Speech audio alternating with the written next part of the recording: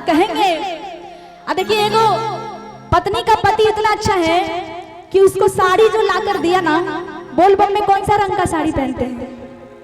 कौन सा रंग का? ऑरेंज कलर है ना।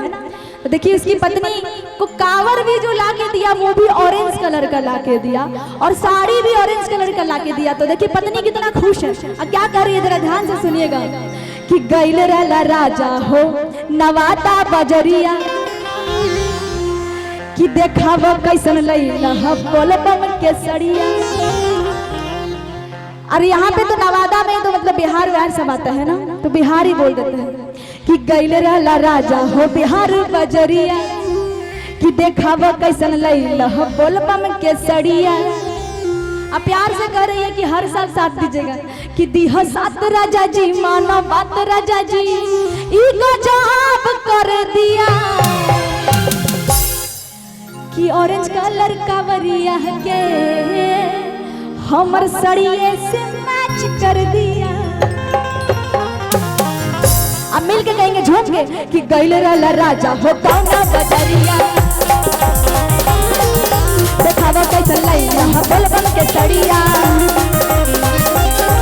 अरे गैल रहला राजा हो कौना बजरिया देखावा कैसन लैला बोलबम के सड़िया। हो साथ राजा जी माना बात राजा जी ई गजब कर दिया।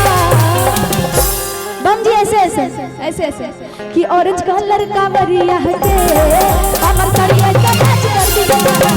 ऑरेंज कलर का वरिया के हमर सड़िया से मैच कर दिया। अरे गैल रहला राजा ना बाता बजरिया देखबो कैसन लैला बोलबम के सड़िया।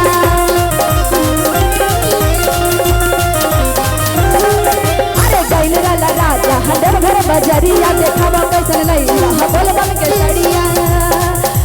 बात राजा जी माना बात राजा जी गजब कर दिया। ऑरेंज कलर का बरिया के हमर सड़िए से मैच कर दिया। ऑरेंज कलर का बरिया के हमर सड़िए से मैच कर दिया।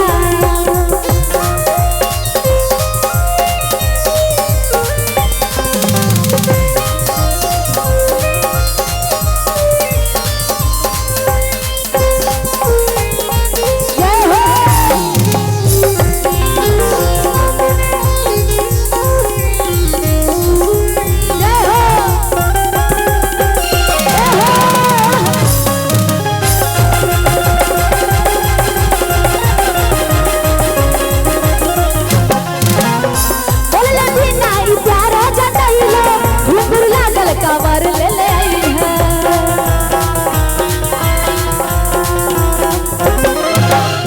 बोले भी नहीं प्यारा जतैला घुंघरू लागल कावर ले ले आईला। और की लैला देखा पैसा बरिया काहे खातिर भूख कैला की गरिया।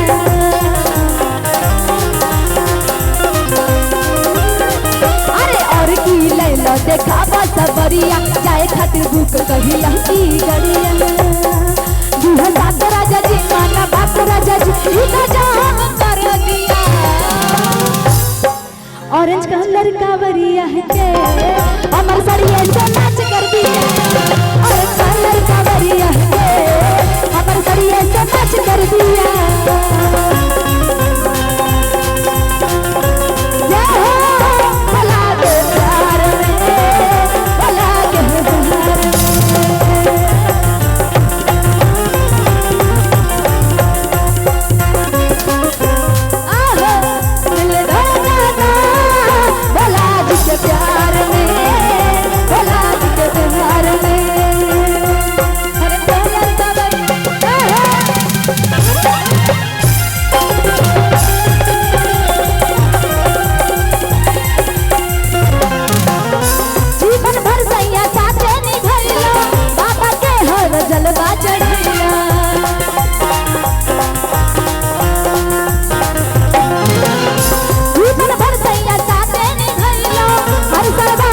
जलवा चढ़ैला अरे गो मानो पल्लवी के बतिया खुद के संग देख लेला संगतिया।